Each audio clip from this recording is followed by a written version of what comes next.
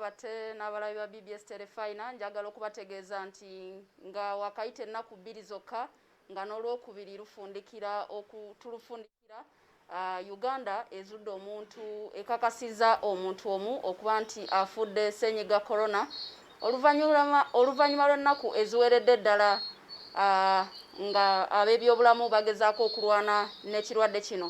Akadde kano njagala twegatte ku Commissioner mu byobulamu Dr.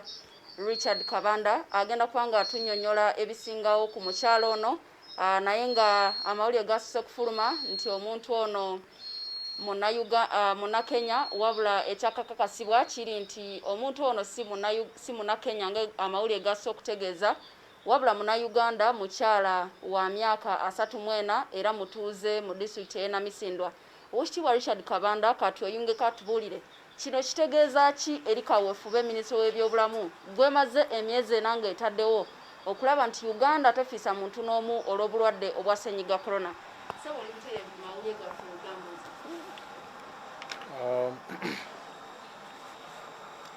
Basewo ne bannyabo abatulaba ku BBS Telefina, olunaku olwaleero tulangiridde nga bwe tufunye omulwadde waffe asookedde ddala okufa nga alina ekirwadde kya COVID-19 oba ssenyiga omukambwe, nga tukidde wano mu kaseera ak'olwaleero nga twakakebera abantu abasoba mu 1,000 nga basangiddwa nga balina obulwadde bwa COVID-19 era nga abantu abakeberwa bonna awamu mu Uganda bali abantu abasoba mu 25,000. Kino kyekitegeeza ku kufa bali mu byobulamu ate kirina kyekitegeezera ku bantu baffe ababulijjo abali mu bitundu eby'eggwanga ebyenjawulo. Ekizibu ekibadde kisinga okubeera ekikulu mu Uganda kwe kuba nti abantu abasinga obungi babadde baludde nga balowooza nti obaolyawo obulwadde bwa COVID-19 oba ssenyiga omukambwe ali mu ggwanga lyaffe wanjawuloko ku bulwadde buno okusinziira nga bwe kibadde mu nsi endala, kubanga mu kitundu kyaffe wano mu East Africa mu kyokulabirako Uganda yensi ebadde tennaba kufiisaayo muntu yenna ekirwadde kya COVID-19. Naye bw'otunuulira mu kiseera omukyalo ono we yafunidde obubonero obulaga ekirwadde kya COVID-19 naye mu kiseera waafiiridde almost ebbanga lya nnaku nga 5 zokka. So kikulaga nti omuntu kyangu nnyo okufuna obulwadde ne bumukwata ne bumukosa ebitundu by'omubiri mu bwangu ate n'afa nga tannaba kuyambibwa kimala.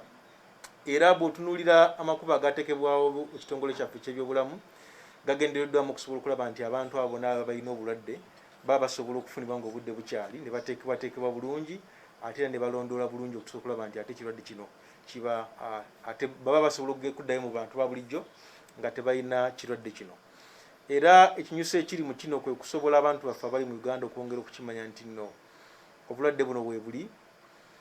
Tusuubira nti mu bitundu by'eggwanga ebyenjawulo mulimu abantu abalina obulwadde buno. Bw'otunula omukyalo ono tetunnaba kufunira ddala soosi ntuufu wawe yazigye bulwadde kubanga talinaako history oba byafaayo byonna biraga nti yali atambuddeko n'afuluma wabweru w'eggwanga oba tugamba okugenda mu Kenya ate n'okudda. Naye tukimanyi nti disitulikiti ya Namisindwa eraaniganidde ddala nnyo ate bannaffe abali mu Kenya tulina ne bannaffe bangi abayita ku mazzi. Tusuubira nti nno bannaffe abayita mu getwandiisa amakubo agappanya oba olyawo bakiyongera okutambula nga bayita okuva mu nsi yaffe ate n'okuyingira. Twongera okubakubiriza okwongera obutagayaala ate n'obutanafuwa ate n'okwongera okumanya nti obulamu busookera ku gwe ng'omuntu oba olyawo ate ne budda ne ku bannaffe abalala abeera bakuli ku lusegere. Era bw'otunuulira enteekateeka ekoleddwa mu kiseera kino nga gavumenti oba nga minisita w'ebyobulamu kwe kwongera okulaba nti ate twongera okunnyikiza ekintu ky'okwongera okukebera abantu mu bungi mu bitundu by'eggwanga ebyenjawulo ate n'okwongera okulaba nti nno twongera okwogerezeganya n'abantu kwongera okubamanyisa ku kabi akali ku bulwadde buno ate nabo okwongera okuteeka obulamu bwabwe ku mwanjo okusobola okulaba nti ate tuziyiza abantu abalala okutuuka ku mbeera bweti. Oweekitiibwa abantu 30 be mutadde mu karantiini okulaba nti mutangira ensaasaana y'obulwadde nti abantu bano 30 be mutadde mu karantiini bwe babeera nga babaddeko n'omukyalo ono obulwadde bukomaawo naye ate temumanyi obulwadde buno bwavaawo omukyalo ono afudde yabujjawa. Tubasuubire okusindika ekibinja ky'abakugu Namisindwa okukola community testing okwekebejja abantu abali mu kitundu ekyo okuzuulira ddala ensaasaana y'obulwadde eyimiridde etya kireme kukoma ku bantu 30 bokka. Nga bwebeera enkola yaffe bulijjo ne bwe tubanga nti ono kati ye muntu asoose okufa tubadde tunafunayo muntu yenna afa obulwadde bwa COVID-19 naye nga bwe kibadde ennaku ziri mabega nti omuntu yenna bw'asangibwa ng'alina obulwadde ate tusindika ttiimu okuva ku minisito wano negenda neyegatta n'abasawo baffe abasangibwa nga bali mu disitulikiti ez'enjawulo. Ekigenderera kwe kwongera ku ttiimu y'abakugu okusobola okulaba nti bongera okulondoola abantu ababadde bali ku lusegere bw'omuntu ono era kati ku mukyalo ono abantu bagenda kwongera abantu 30 si be bokka abagenda okuteekebwa mu karantiini. Abantu abo abafuniddwako abantu 18 bavudde mu disitulikiti Namisindwa nga twasokedde ku abo abali mu bafamily members be ate n'abo abasawo abadde bamujjanjaba. Kati abo bw'osooka n'oteeka mu karantiini neera tulina kye tuyita contact of contacts. Kati n'abantu abo abasangiddwa nga bali mu malwaliro oba nga baddayo mu maka gaabwe chances zibeera waggulu nti singa kabanda abeera afunye obulwadde abasobola okubusiiga omuntu omulala ali ewaka. So kati n'abantu abo bonna bagenda kulondoolwa ate tusobole okulaba nti nabo ate baleetebwa mu karantiini.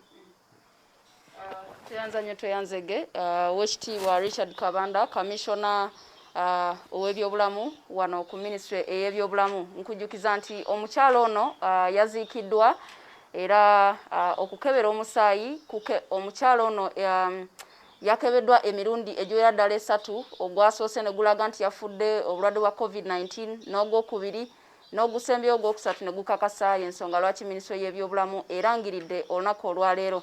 Tulindidde kiki ekigenda okuva Namisindwa oluvannyuma lw'ennaku 14 ng'abantu ababaddeko n'omukyalo ono bamaze okukeberebwa. Byonna byonna tujja kuba tubikutegeeza mu mawulire gaffe BBS Telefina. Nze Carlton Scovia Nakamya wane Wandegeya ku Ministry y'ebyobulamu. Kankomewo gy'oli Sesanga bate.